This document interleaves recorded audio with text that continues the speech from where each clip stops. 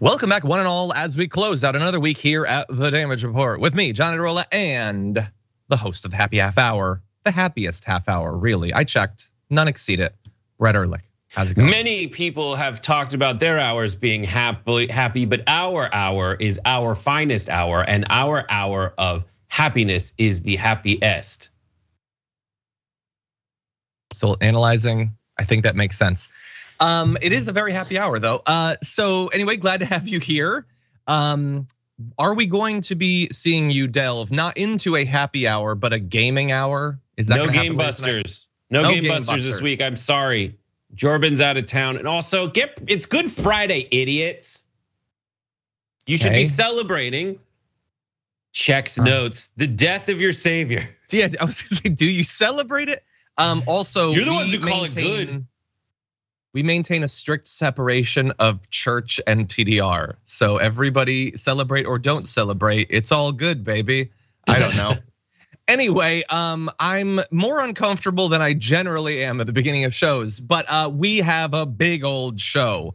Not only are we gonna be diving almost immediately into what in the authoritarian hell is going on in Tennessee, which we will, but Clarence Thomas finally responds to ProPublica's amazing investigation of his, I'm gonna say, historic level of corruption that he's engaged in, at least in reference to the Supreme Court.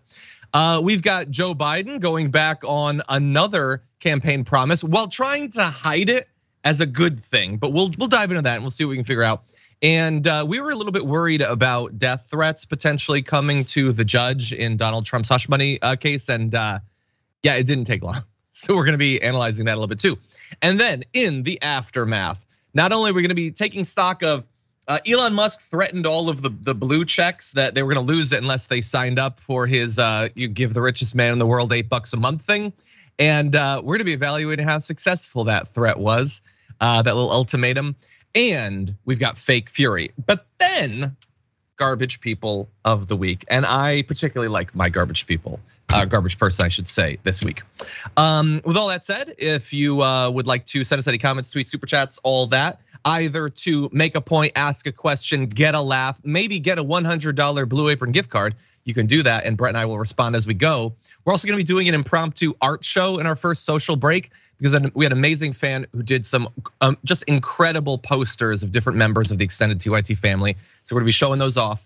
But with all that said, Brett, are you ready to do this thing? Let's get into it, everybody. Let's get nasty. Yeah, normally when I ask that, it's like a formality. It's just sort of one of our rituals or whatever. But in this case, it is just the worst sort of news. It's a big old story. So I did want to make sure. But since you've given your consent, let's jump into this. To expel voices of opposition and dissent is a signal of authoritarianism, and it is very dangerous. And I hope that as a nation watches, that we put this light on Tennessee to say that this should sound the alarm across the nation that we're entering into very dangerous territory. That is Tennessee State Senator Justin Jones, or I guess I should say now, former state legislator, since the Tennessee House did successfully vote to expel Justin Jones, Justin Pearson as well, for the crime of having participated in a protest. I mean, that's the cover story. At least I think everyone in America knows exactly why they did what they did, whether they oppose or support the move. What the Republicans did is what they're doing all over the country in 1,000 different forms. They have realized that they cannot win elections, they cannot gain nor hold power legitimately, and so they're using whatever means they have to contradict the will of the people, to make elections irrelevant since they've become unwinnable. Though that gentleman that you just saw, and you're going to see Justin Pearson as well, won elections. The Republicans do not think that they can beat them, so they just removed them. And we're gonna be jumping into that. There was also, by the way, of course, Representative Gloria Johnson. They tried to kick her out as well. They failed by one vote in that case, and we will be jumping into that as well.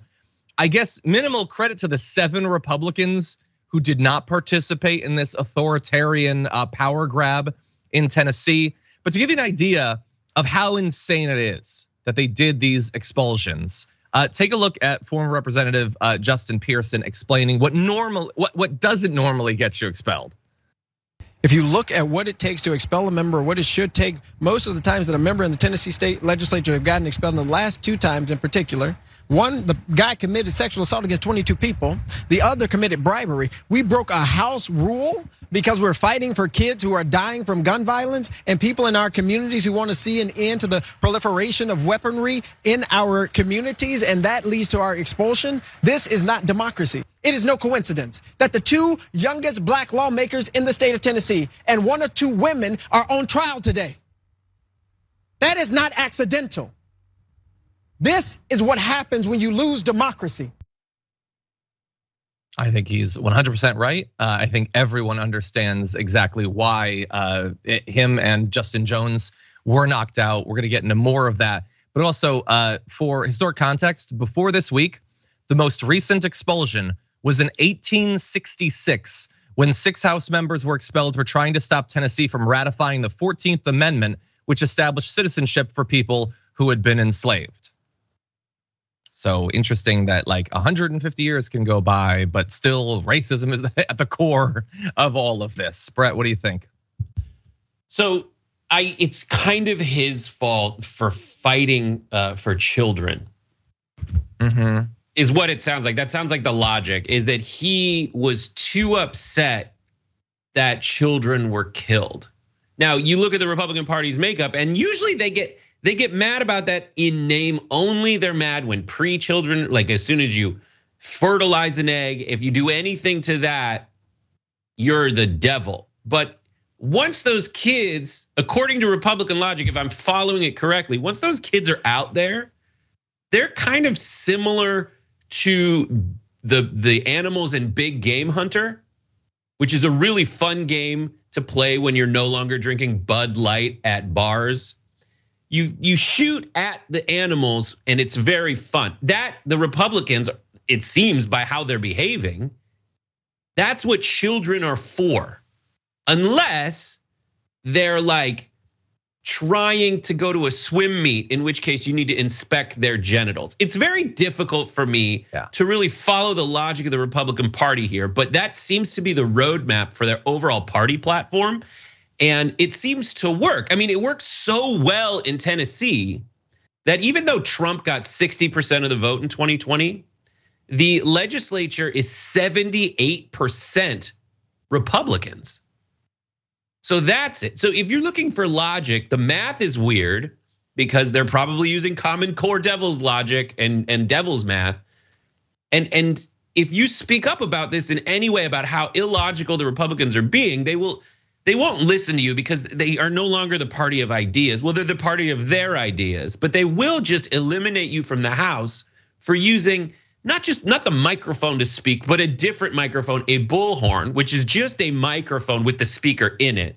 The rules are very complicated, but you don't understand. I think that the takeaway is you guys just don't understand. Yeah, well, then I'll have to join them because I don't understand how we've gotten to this place as a culture without more pushback against these moves. Not to say that there's not any. The people of Tennessee have been amazing in the original protests that spurred their reaction throughout this week to what happened. I would also like to welcome the national media to knowing about this story in the last possible moment, not days before, when if a national uproar had been raised, maybe there would have been a different result. But in any event, now they're talking about it, so that's good.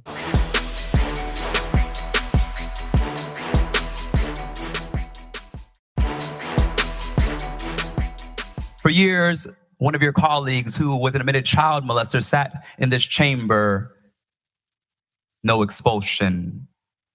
One member sits in this chamber who was found guilty of domestic violence. No expulsion. We had a member pee in another member's chair in this chamber.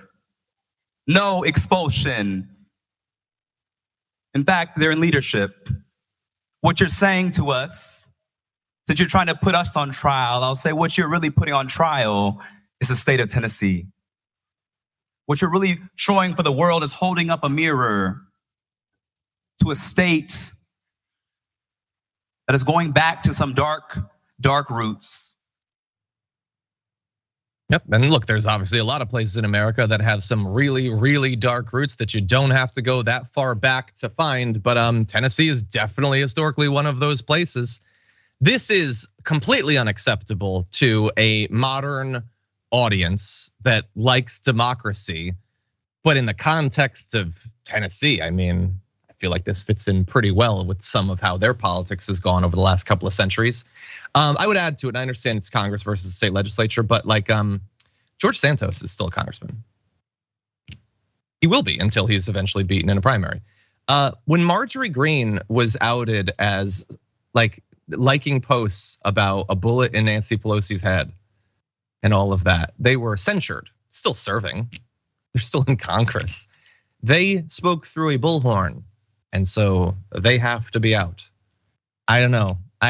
Look, I am hoping that there will be a big reaction. At the end of this block, we're gonna be talking a little bit about where we go from here. But I mean, the Republicans think that they nailed this thing, and I hope that it's eventually proven that they were wrong. Can we go back to the guy who peed in someone else's chair?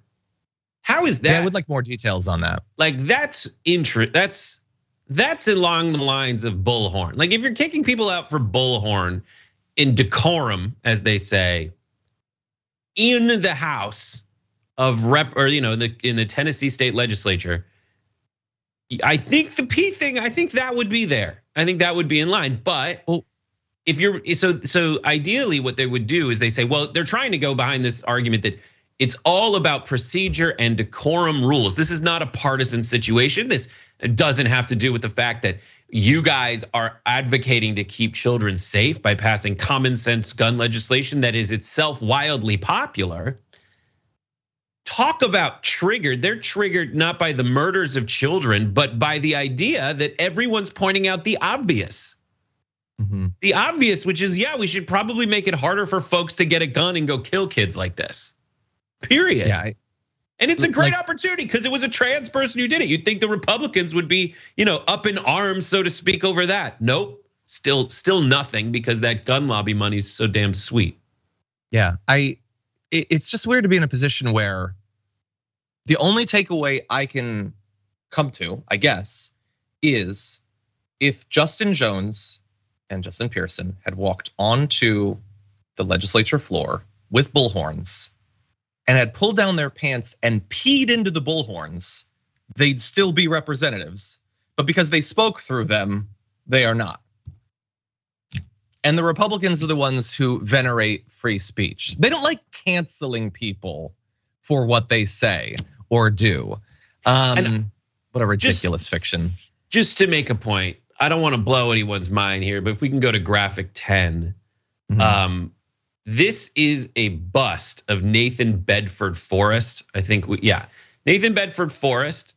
This is and if we go on to more information about Forrest's notoriety only increased when in 1867 he became the first Grand Wizard of the Ku Klux Klan, a secret hate organization that employed terror of pursuit in its white supremacist agenda. Why am I bringing up Nathan Bedford Forrest bust?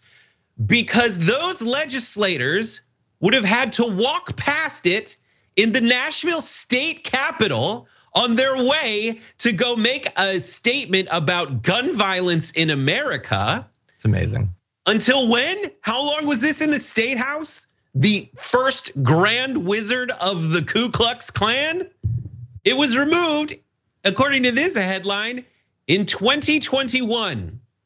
Bust of the Klan leader is removed from Tennessee. It was in the Nashville state capitol house, where they would walk by. If anyone is denying the legacy of racism in the Tennessee state legislature, that legacy was literally on full display in a 2.5-foot bust on a platform that was self 2.5 feet, a 5-foot tall statue of the Grand Wizard of the KKK. So your idea of, this is just a decorum ground rules violation here? No. 100% provable that only with our pressure that you should probably get rid of the Grand Wizard of the KKK. Finally, there's the ocular proof of racism has been removed from the state house. Maybe they just want to make sure that everybody remembers that Tennessee is where the KKK began. They don't want anyone to learn from that. They just maybe want to remind them of it.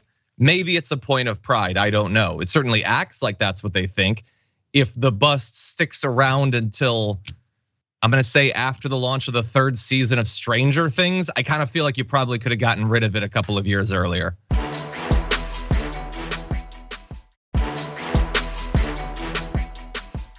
In any event, I want to jump down or move on to another angle on this, because of course the goal had been 3 representatives removed. They didn't get that. So here we're gonna jump into, hold on a second, I think we're gonna jump into Gloria Jones being asked about that. Why were those 2 expelled and you weren't? Well, I think it's pretty clear. I'm a 60-year-old white woman, and they are 2 young black men.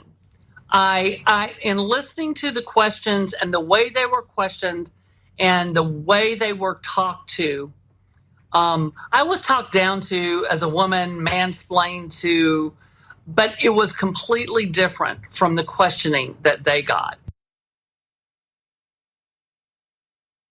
Context of Tennessee, I think a lot of people understand why the GOP might be more eager to take out the non-60-year-old white women in the equation. But the state speaker, Cameron Sexton, he does not like this sort of narrative. So here is his explanation for why there was a different outcome for her. I mean, that's a false narrative on her part. She had 2 attorneys in the well, and if you go back and look at the opening, her attorney, John Mark Wendell, came out strong, made a lot of points that she was not as active a participant as the other 2. She didn't grab the bullhorn. She didn't scream and yell. She didn't lead the protest. Oh, she didn't talk through the bullhorn. Well, that is a big difference, I guess, to them. If you're coming up with a cover story, I guess that's your out. Her voice was a little bit less loud, I suppose. Bear in mind, this is a guy who earlier this week says that 2 of the members, Representative Jones and Representative Johnson, have been very vocal about January 6th in Washington, D.C. about what that was. What they did today was equivalent, at least equivalent, maybe worse, depending on how you look at it, to doing an insurrection in the state capitol.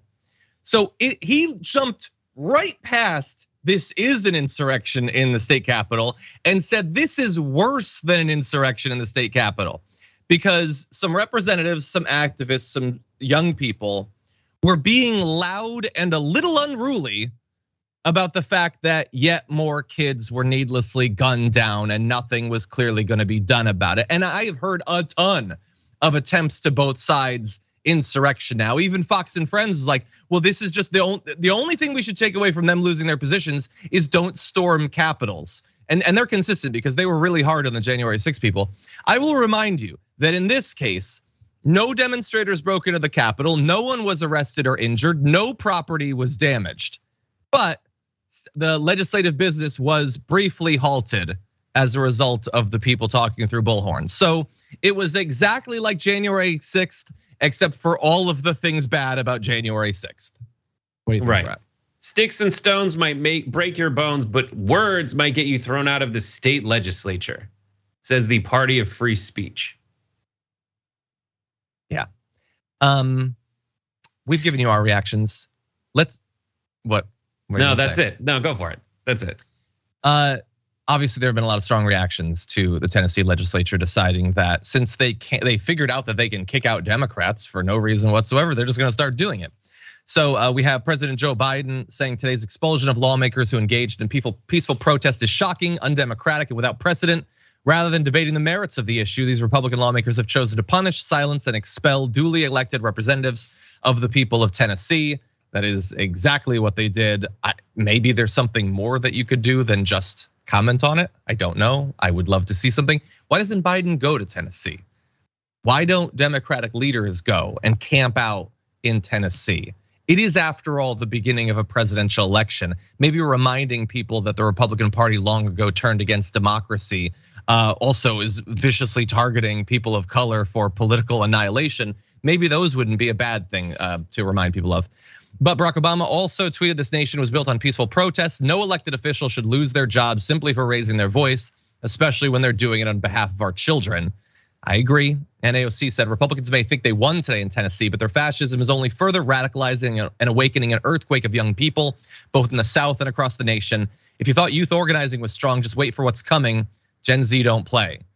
Yeah, remember, the entire thing started, not entirely, but largely based off of young activists not willing to accept the status quo on needless daily massacres. We know more than 70% of young voters voted for a Democrat in the last election. What does the Republican Party think they're doing with all of these moves? They think that this is helping them long term? Then not only did they, it's easy to point out, of course, that the two representatives that were eliminated were people of color. They were also incredibly young. It's amazing that they were in those positions to begin with. So you are telling young people that if they overcome all of the amazing hurdles to entering government, then old angry fascists will just kick them out. I don't know, maybe that's a win for the Republican Party long term. Doesn't seem like it to me. What do you think? I think it's absolutely fascinating. It's thoroughly fantastic.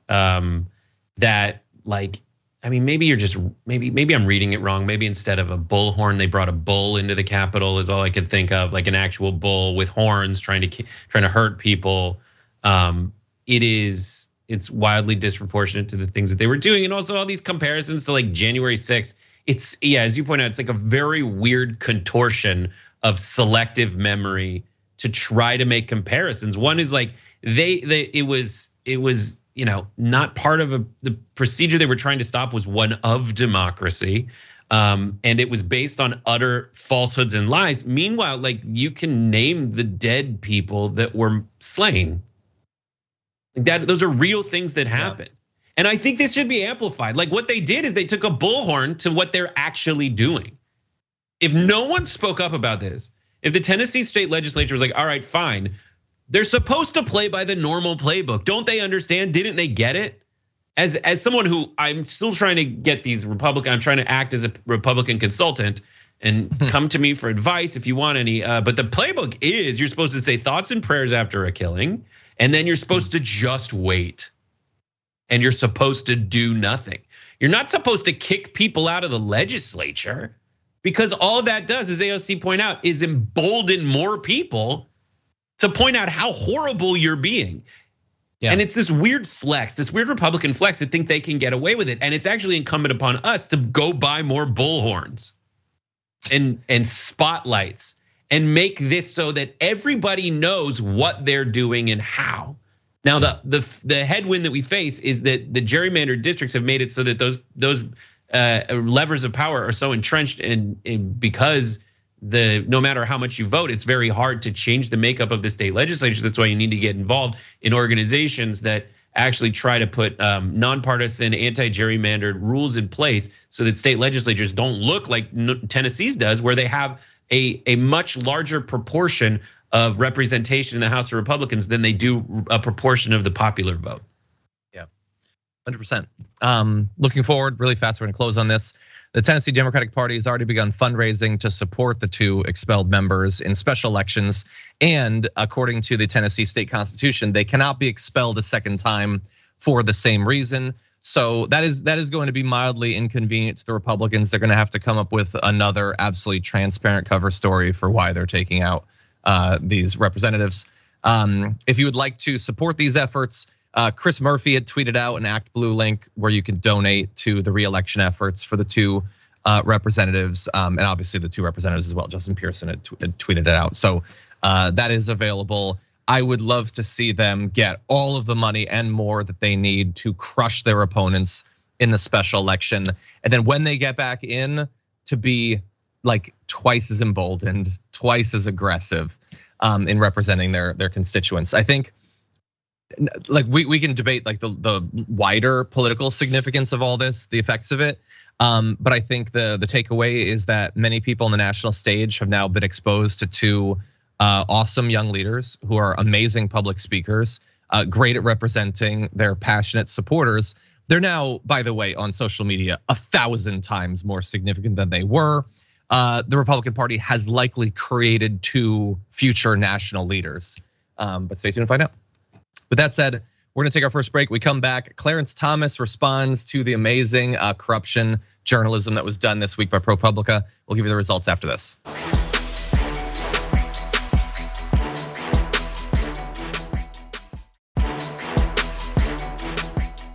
It seems like a real run up by the media to push for either more members of the court, more court packing, or just changing the subject from the absolutely desperate shape the U.S. economy is in and the desperately bad numbers for Joe Biden. This is total bull, okay? And I put this in the same category as Alvin Bragg's indictment against President Trump. As Laura Ingram's incredibly low energy attempt to distract people from the amazing work that ProPublica did in profiling literally decades of massive, some total millions of dollars of gifts and trips that Harlan Crow, real name, gave to Supreme Court Justice Clarence Thomas. It is bribery on a level that I hope we've never seen before. I hope never's happened before. But to her, she puts all of this on the same level as the Alvin Bragg thing. I don't doubt that she does. It's something that she doesn't want the audience to take seriously, but that they would definitely take seriously if it was someone other than Clarence Thomas or Donald Trump who were implicated in them. If this was, as many have noted, if Sonia Sotomayor had been like taking a trip through the Caribbean on the George Soros Carnival or something, I think Laura Ingraham would have an issue with it. I think that if Joe Biden had been paying hush money payments from his affair with a adult film star, I think maybe Laura Ingraham would be interested in the legal process that resulted from that. But of course, when it's their own guys, they don't care. Brett, what do you make of it? I'd like to report a missing person, and I think we should go check on him. He's a cute little baby boy. His name's Tucker Carlson. Where's Tucker? If you watch Tucker Carlson on a daily basis, this has all the trappings of something he would hate. Elites in Washington, behind the scenes, telling you that they're just for the people, when really they're literally on a yacht somewhere, glad handing each other under the robe. Where's Tucker Carlson? I hope he's okay. Is he alive? Somebody check on him. Honestly, the amazing thing is that Laura Ingraham mentioned it at all. I guess that's progress. I guess that's how you know it's a story that rises to a certain level, that they don't just ignore it. Like the Five, I think they made a verbal reference to it and then went on to The Little Mermaid. It's one of the most amazing stories of corruption on the Supreme Court. It's literally taking super yacht trips with one of the wealthiest people in the country. Yahtzee. It's a yacht that births other yachts as it travels around the world. And the populist news network doesn't think it's a big issue. Decades of hidden gifts and trips. Look, I understand. The only more ironic trafficking of sacred artifacts than giving Clarence Thomas the Bible that once belonged to Frederick Douglass. Those kinds of strange, horrible ironies are usually reserved for Indiana Jones movies. When the Nazis looking around for the Ark of the Covenant that the Jews used, is Clarence Thomas and these utter right-wing psychos saying like, here's a touching piece of equal rights history. Also a bust of Abraham Lincoln. Don't forget that. Woke ass Abraham Lincoln. Exactly. I don't know. I just watched a Matt Walsh video that told me that slavery was fun. So I feel like all these wokies on the right or on the left are trying to get saying it belongs in a museum. It does belong in a museum. By the way, fun little note, Clarence Thomas ruled on a massive bribery case while accepting those vacations. Now, to be fair, back in 2016, it was a unanimous decision, which either means that maybe it wasn't a big deal, or maybe all of them are accepting gifts like this. ProPublica, get on that, please. But anyway, We also find out that same GOP billionaire, Harlan Crow, again, how is that not a villain in like a 1950s murder mystery? Anyway, didn't just fund Clarence Thomas's vacations and his wife's political PAC. He also gave thousands of dollars to Kirsten Sinema and Joe Manchin. What a small world when it comes to corruption. Oh, by the way, also Henry Cuellar, how fun. Also, we found out that ProPublica was not actually the first outlet to investigate these gifts. The LA Times did 20 years ago. And do you know what's interesting about that? It was immediately after that reporting 2 decades ago that Clarence Thomas stopped reporting the gifts. And I want you to bear that in mind as we turn to his response to this entire thing, because Clarence Thomas has now responded to ProPublica's corruption research into him, their profile of these millions of dollars of gifts and trips he was given. And here's what he had to say.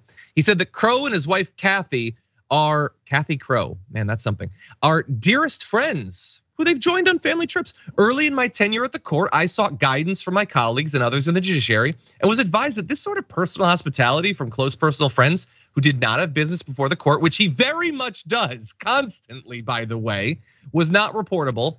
I have endeavored to follow that counsel throughout my tenure and have always sought to comply with the disclosure guidelines. He has not been complying with them, by the way. So maybe he tried and failed, but he didn't do it. He noted that he would now comply with changes made to disclosure rules that were announced last month. Would he if the reporting had not come out? But anyway, his cover story is, hey, during my early years, I talked to other people and they said this is totally cool, which is an interesting story, not a true story. Because apparently he did disclose gifts and trips for, I'm gonna say 14 years or so. I don't know how you define early years, but it was only in the early 2000s when the LA Times profiled some of the gifts and trips he'd been given that he stopped complying with it. So that story was obvious BS. It's also verifiable BS because it doesn't actually match the historic record. Right, what do you think? You skipped my favorite quote, which is what's that? Which is the Crow himself saying, I just knew he was a fan of Frederick Douglass and I saw that item come available at an auction and I bought it for him. This is the same argument as if you said, I heard he liked money, so I gave him money. That's what a bribery is. You give them things they want to develop. Here's a thing of value. And how do I know it has value? I know how much you bought it for and you gave it to him. And you are getting closer and closer to him. This is how the corruption works. It is the banality of evil. But these are just people who hang out. And it just confirms everyone's worst fears that there's this glad handing. And what they don't understand is that they should have a different worst fear, which is that partisanship dictates the selective outrage. Yeah, this would have been my garbage person, except it broke too late for me to have the graphic made. So all that we know from the ProPublica thing about Clarence Thomas, I wish I could show this to you because this is a tweet from CNN Politics that I saw before we went live. Judge Juan Marchand, the judge overseeing Donald Trump's criminal case in New York, donated $35 in political contributions to Democrats in 2020, including a $15 contribution to the campaign of Trump's opponent, President Joe Biden. That's the whole tweet, because you see, both sides do it. Both sides are corrupt and biased. Millions of dollars in international trips and exclusive all-male like getaways and historic artifacts of American government. He donated $15 to Joe Biden. If I was Joe Biden, I'd actually be mad because the dude is a judge. He definitely had more money than that. This is what CNN decided to inject into the conversation. Thank you. Thank you. Really fast, I want us to respond to this. I have no real hope that anything will come of this, but hey, who knows? Let's go to this video. I think this is an emergency. I think that this is a crisis. I think we've had a crisis for some time on the Supreme Court. Congress is out of session for the next week. And so that does give Democrats sometimes some time to strategize And the way I feel about it is that I do think articles need to be introduced. If we decide strategically that the actual author of those articles and who introduces them may not be me, that's fine. I will support impeachment. But I just think that if no one's going to introduce it, I would certainly be open to doing so and drafting them myself. I think this is gone far, far beyond any sort of acceptable standard in any democracy, let alone an American democracy. AOC, of course, had pushed for Clarence Thomas to be impeached if it turned out that what was in the ProPublica reporting turned out to be true. Yesterday, she said that he should be impeached, and she is sticking with that. I haven't seen any Republicans acknowledge that this is literally even a minor scandal. Like, obviously, they're not going to support him being impeached, although 1/100th of this would be enough to clear literally every Democrat off of the court. They're not even admitting that this is something that's untoward, frowned upon, any of that. According to them, they have no problem. So I kind of doubt that this impeachment effort will be successful, but good on AOC for pushing for it. You can find the rest of that interview at Lever News. David Sirota got a chance to talk with the representative. Brett, what do you think? There should be a part of the process before the story broke where they report it without names. Oh, that'd be so good. Oh, why didn't they do that? You should just say, hey, what if I told you, your little Morpheus glasses, what if I told you that a Supreme Court justice accepted mega yacht trips from a big time donor? What would that might be something you might be interested in? And just see what they do, just to get them on record. Because every reaction to that question would be gold. Because it would be some version of, I've got to find out who it is. They'll say, I need to find out more. And you can ask, what more do you need to know? Because I'm about to break the story. What more do you need to know? What aspects should I really nail down on when I premiere this, when I drop this story? And what would your position be? And that would really expose the hypocrisy even more. It's just, I wish we could have it. I so wish that we could have it. That would be so good.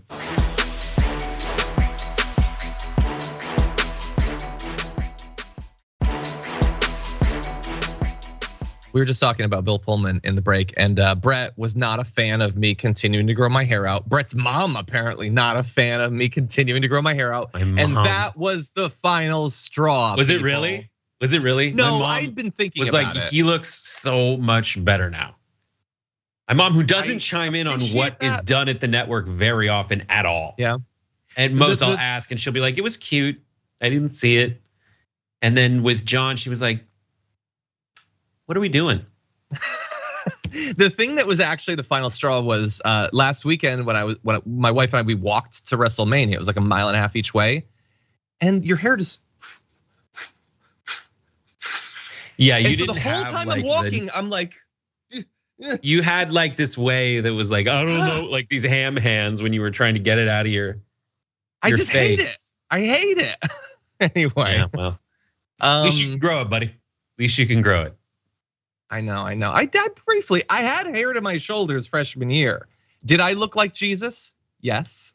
But this was the second longest my hair has ever been, second to freshman year. I look like okay, Jesus, with that said, because I weighed 128 pounds. And one time freshman year, I know we're not in the break anymore, but one time freshman year, I was like I realized I was like Jesus, and I took my shirt off and just showed people like this.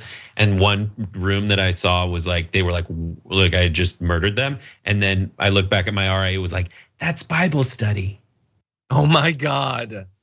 They thought the rapture was upon us anyway. Okay, we'll talk more about hair later on. But anyway, we have news to talk about. And it's serious news. So let's get serious and talk about this. The Biden administration has finally weighed in on one aspect of this state level, but still national debate about the transgender community, having to do with high school and college athletes. And what they have proposed is being pitched as sort of like tolerant guidance from the national government potentially. It's not exactly how I see it when you dive into the text of it. So here's what they're gonna do. Under the proposed rules, elementary school students would generally be able to participate on school teams consistent with their gender identities. That's sort of the headline version of this. But it would also allow K through 12 schools and universities to limit the participation of transgender students when including them could undermine, quote, fairness in competition or potentially lead to sports-related injuries. It would be up to, in the end, schools to navigate how exactly the restrictions would be applied. The education department advised that schools would have to assess the age of students, the level of competition, as well as the nature of the sport itself. The impact may be different, for example, in track versus badminton. And the US Secretary of Education, Miguel Cardona, says being on a sports team is an important part of the school experience for students of all ages. Every student should be able to have the full experience of attending school in America, including participating in athletics, free from discrimination. And that is a great quote that the rules they just announced do not reflect.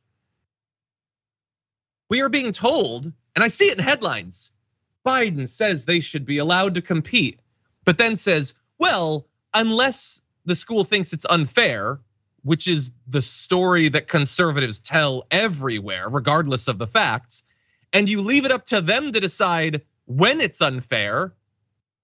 Now, I understand many of you will say, well, then realistically, isn't this just returning to the status quo? Kind of, which would be bad enough. But now the status quo has the official approval of the Biden administration.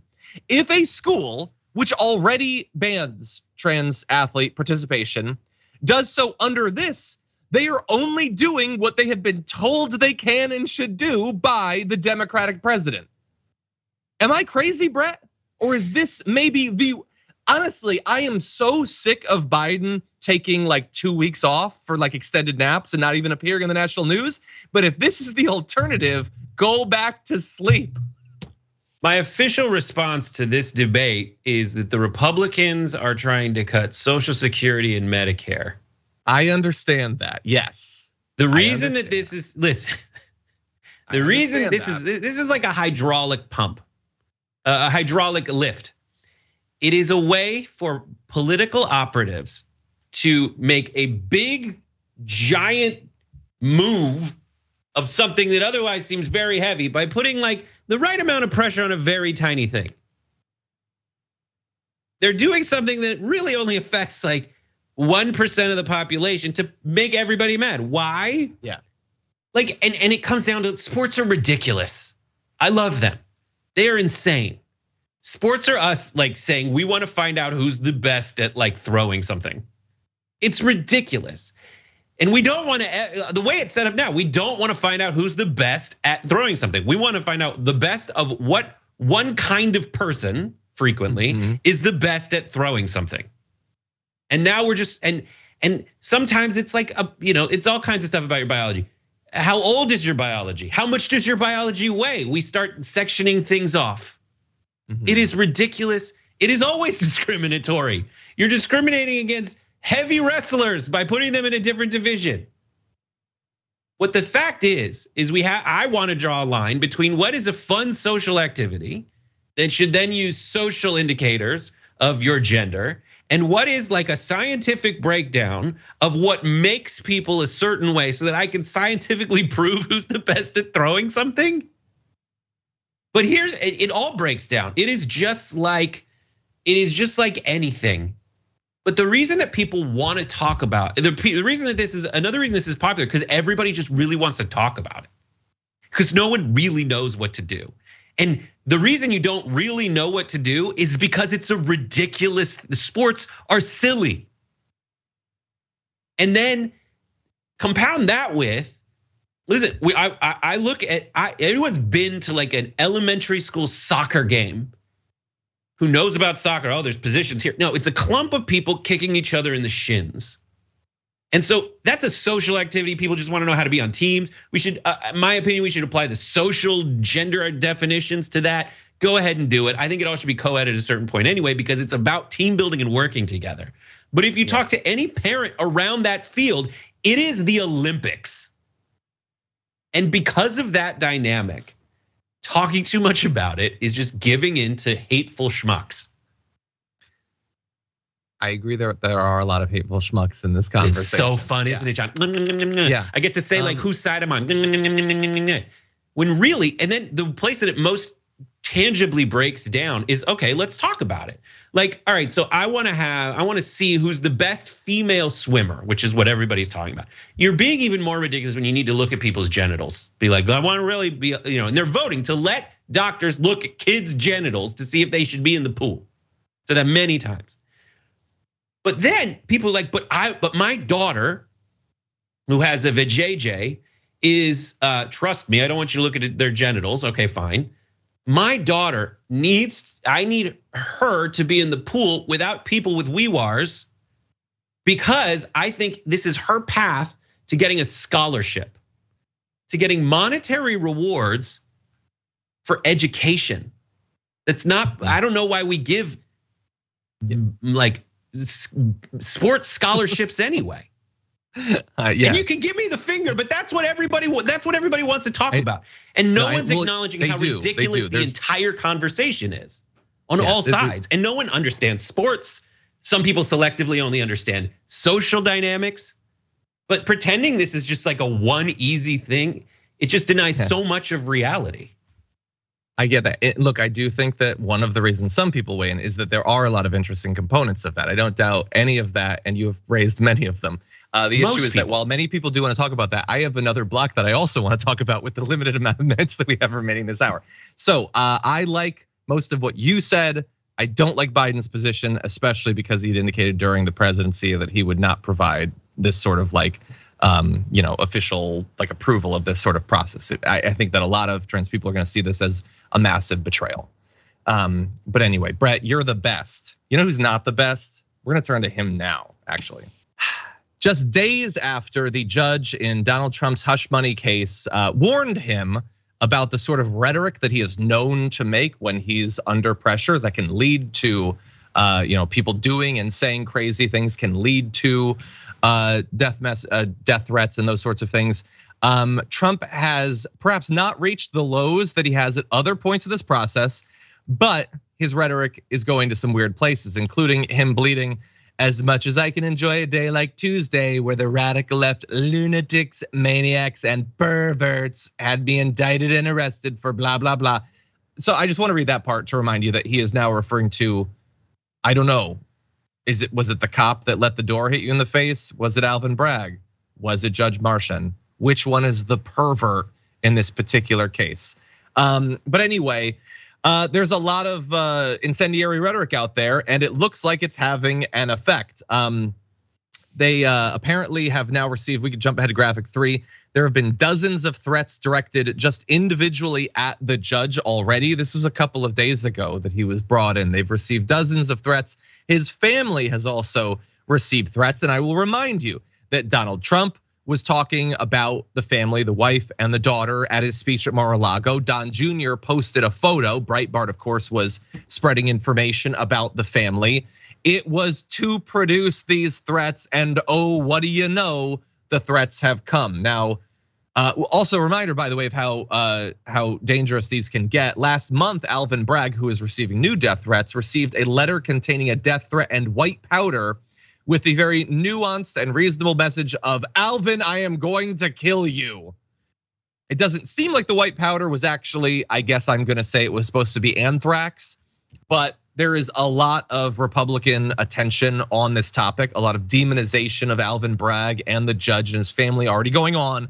So far, it's just been threats, but is there someone somewhere trying to plan something?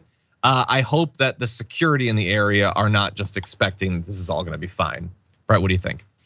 I think it's not nice to threaten the death of a judge. I think that's weird, and I think it's hilarious that the people on the right will pick someone, will single out one person and say that they're perverts for whatever reason. Yeah. And then completely ignore the fact that there are death threats being levied against all kinds of people, not just Alvin Bragg, but like the right is literally issued death threats against the Bud Light Clydesdales. The horses? Yeah. Don't let Kid Rock get within a country mile of those horses. Anyway, we're going to keep you apprised of what's going on in this story. That is unfortunately all the time we have for the first hour of our show, though. Thank you everyone who's been listening and watching. There's more to come in the aftermath, including the throwing away of the garbage people of the week, so don't go anywhere. We'll be right back.